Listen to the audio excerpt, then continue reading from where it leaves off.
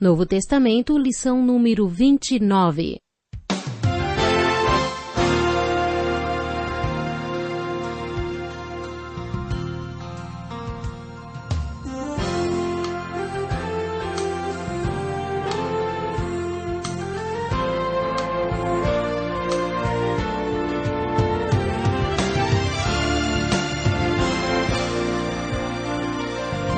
Talvez você tenha feito constantemente estas perguntas.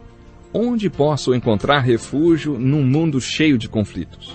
Ou, como e onde posso encontrar força para vencer nesse mundo que oferece tantas derrotas? Acompanhe agora com o pastor Edson Bruno mais um programa Encontro com a Palavra.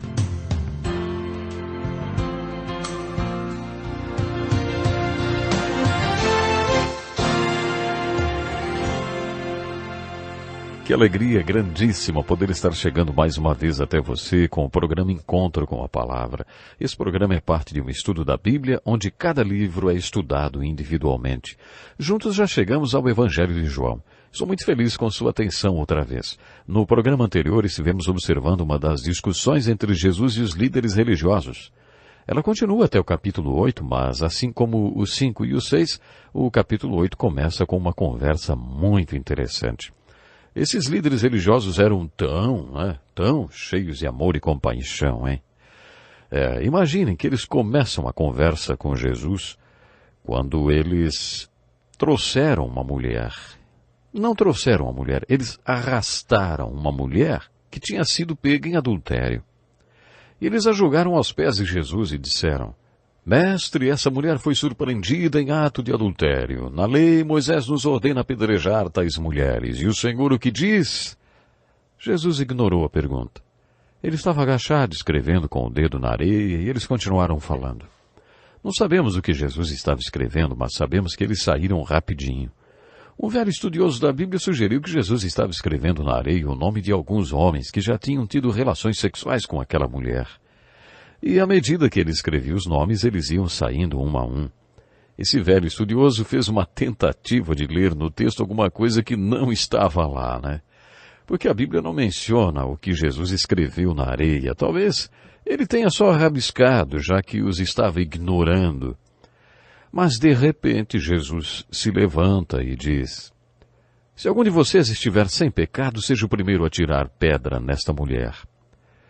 O texto bíblico relata que os que ouviram foram saindo um de cada vez, começando pelos mais velhos. Jesus ficou só com a mulher em pé diante dele. Então Jesus se dirigiu a ela, e aqui eu acho que ele deve ter sorrido. E ele perguntou: Mulher, onde estão eles? Ninguém te condenou? E ela respondeu: Ninguém, Senhor. Observe que ela usa a palavra Senhor. Esse é um detalhe importante nesse diálogo. Ela o chamou de Senhor. Talvez o que ela estivesse sugerindo fosse: baseado no critério que o Senhor estabeleceu aqui, ninguém tinha o direito de jogar pedras em mim. O Senhor é o único sem pecado. E o Senhor me condena? E é aí que Jesus lhe fala com muito amor. Jesus diz: Eu também não te condeno. Agora vá e abandone a sua vida de pecado. Esta bonita história nos mostra uma verdade que aparece repetidas vezes nas Escrituras. Você se lembra quando estudamos a parábola do publicano e do fariseu com tendência a lembrar-se daquilo que Deus esquece e de esquecer aquilo que Deus se lembra? Nós esquecemos que somos pecadores e disso Deus se lembra. Ele não quer que não nos esqueçamos que somos pecadores, mas quando pecamos e confessamos nossos pecados, não esquecemos deles. Enfrentamos culpa, mesmo tendo confessado o pecado e confiado no sangue de Cristo para termos o perdão. Mesmo assim, nos sentimos culpados. A Bíblia toda fala sobre isso, mas o livro de Romanos é bem claro quando diz que Deus se esquece do pecado. Deus nunca se esquece que somos pecadores, mas se esquece dos nossos pecados. A morte de Cristo na cruz permite que Deus se esqueça dos nossos pecados. Nós também deveríamos nos esquecer deles depois de confessá-los. Mas temos problemas com isso. Temos a tendência de ficarmos nos lembrando dos nossos pecados e nos esquecemos que somos pecadores. Mas Deus não quer que nos esqueçamos que somos pecadores. E foi por isso que aquelas pessoas Aqueles homens que queriam apedrejar a mulher, né? Eles tinham se esquecido que eram pecadores. E Jesus os lembrou quando disse, tudo bem, podem apedrejá-la.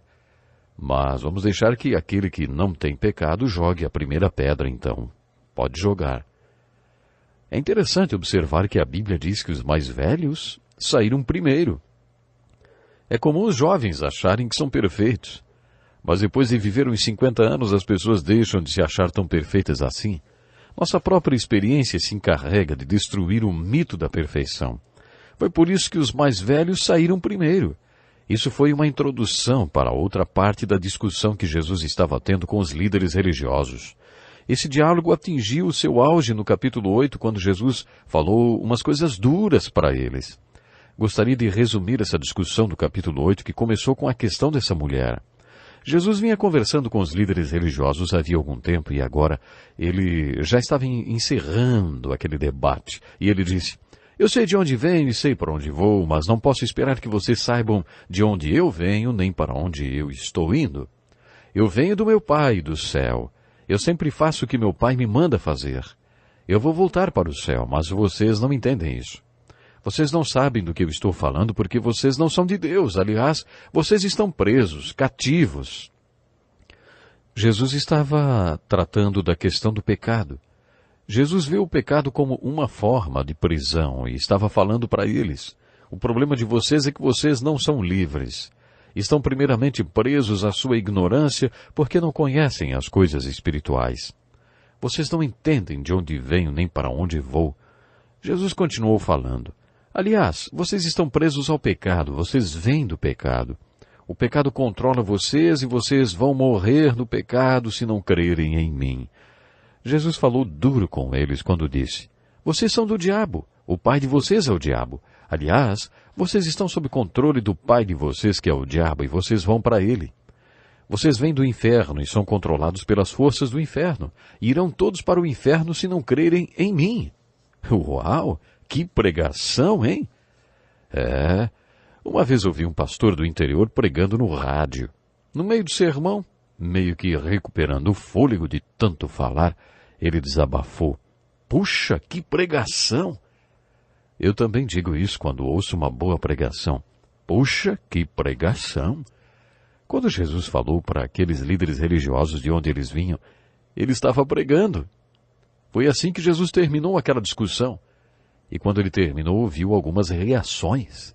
Muitos creram nele quando ele disse aquelas coisas duras. Essas pessoas creram como Nicodemos, José de Arimateia e talvez até Saulo de Tarso. Eram líderes religiosos que mais tarde vieram a se converter.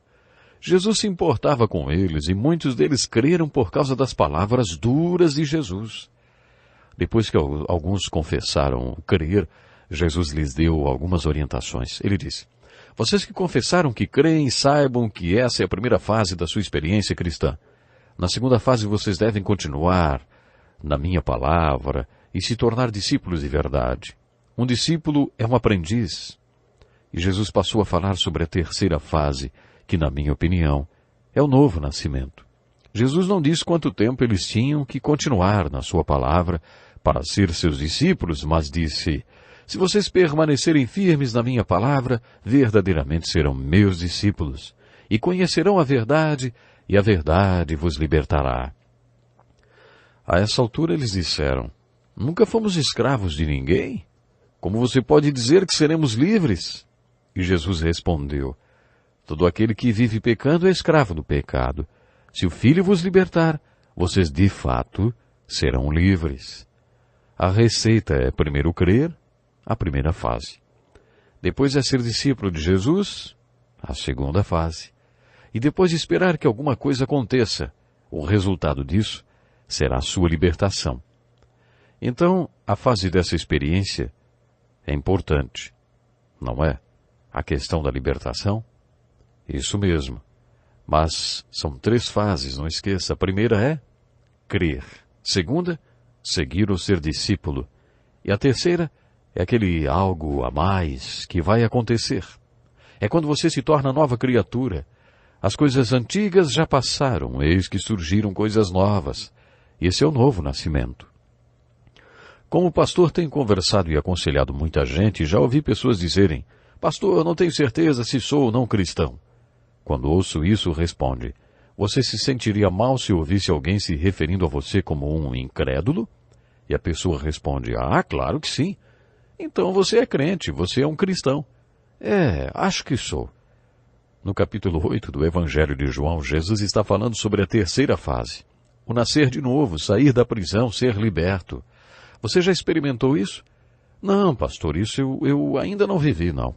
Depois que você se tornar um seguidor de Cristo, você precisa mostrar os frutos do Espírito em sua vida.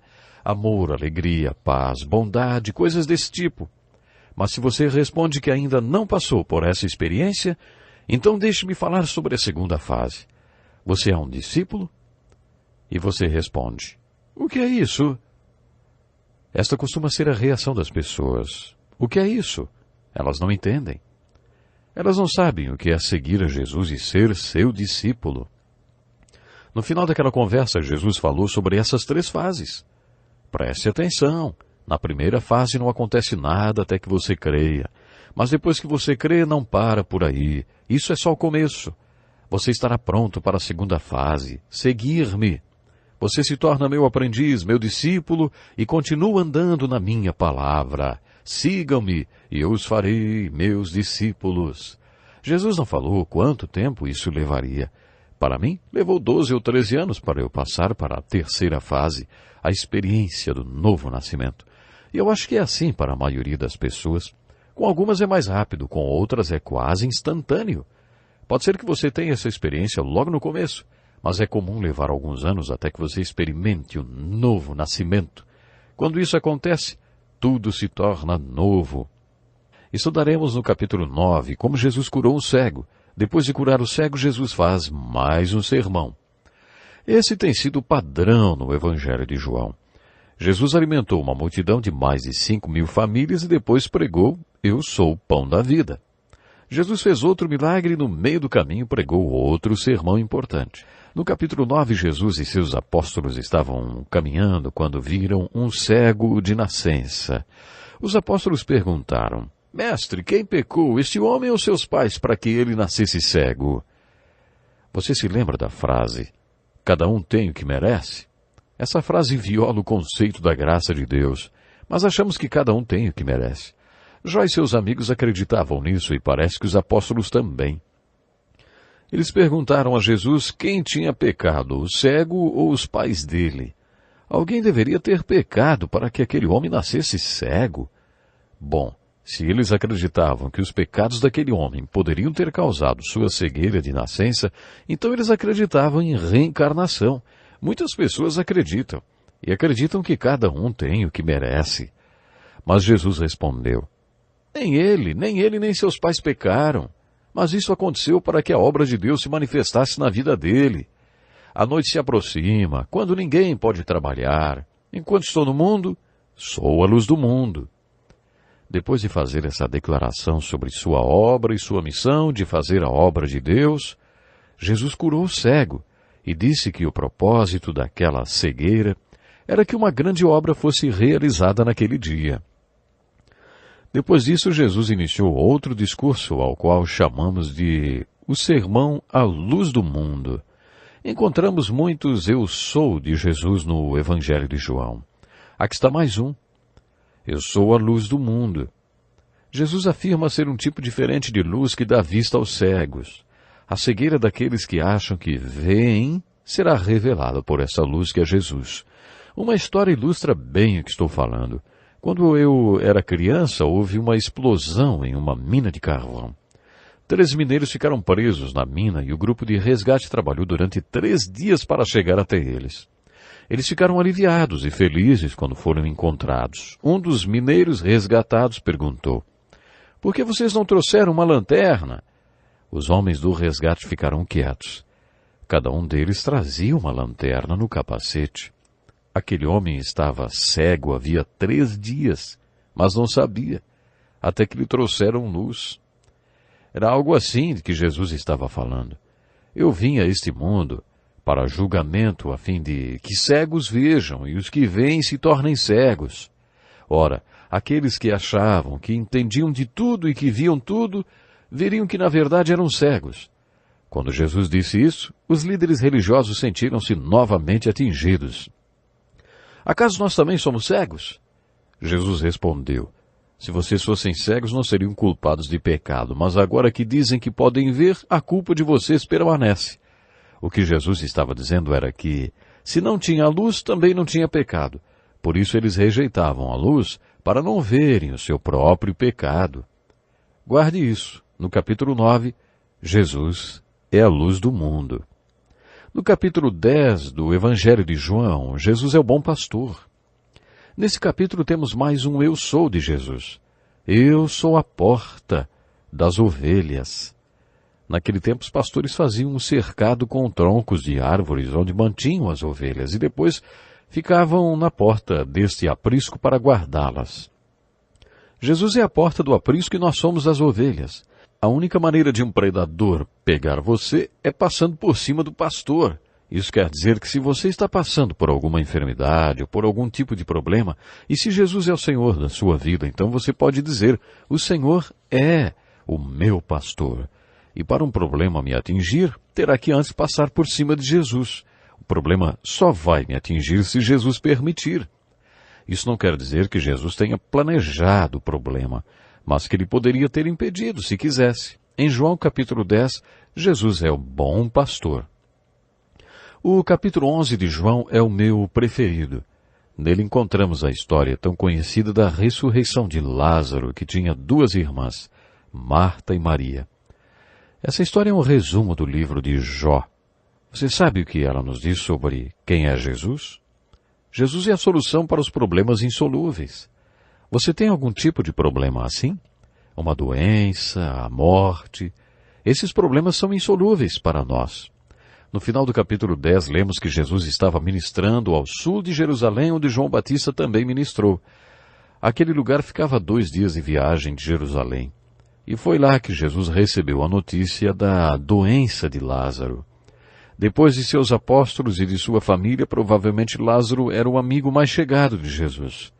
A notícia de que Lázaro estava doente, e olha que não era uma gripe qualquer, era uma doença de morte. Era de se esperar que Jesus largasse tudo e partisse para Jerusalém. Jesus amava Marta, a irmã dela, e Lázaro. No entanto, quando ouviu falar que Lázaro estava doente, ficou mais 2 dias onde estava. Por quê? Era óbvio que ele queria ensinar algo.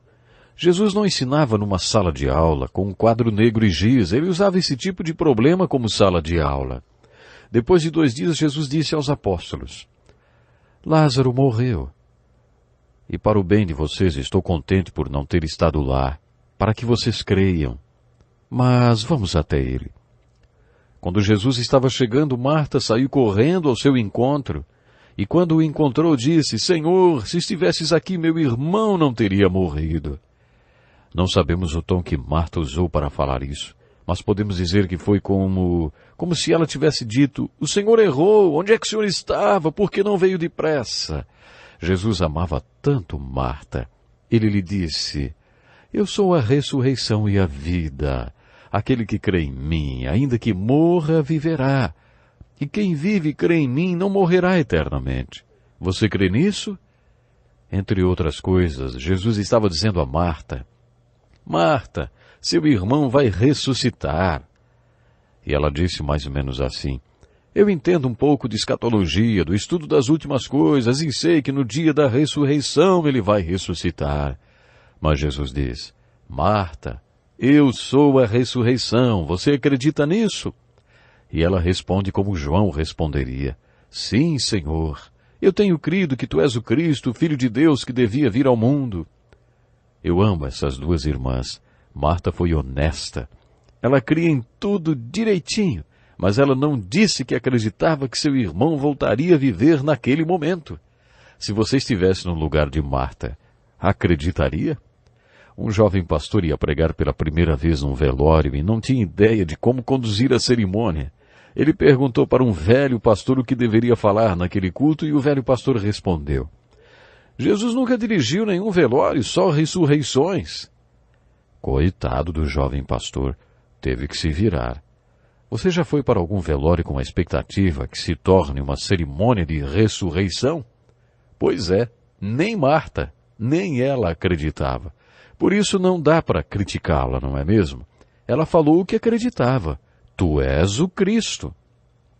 Jesus mandou chamar Maria e quando ela o encontrou disse: Senhor, se estivesses aqui meu irmão não teria morrido.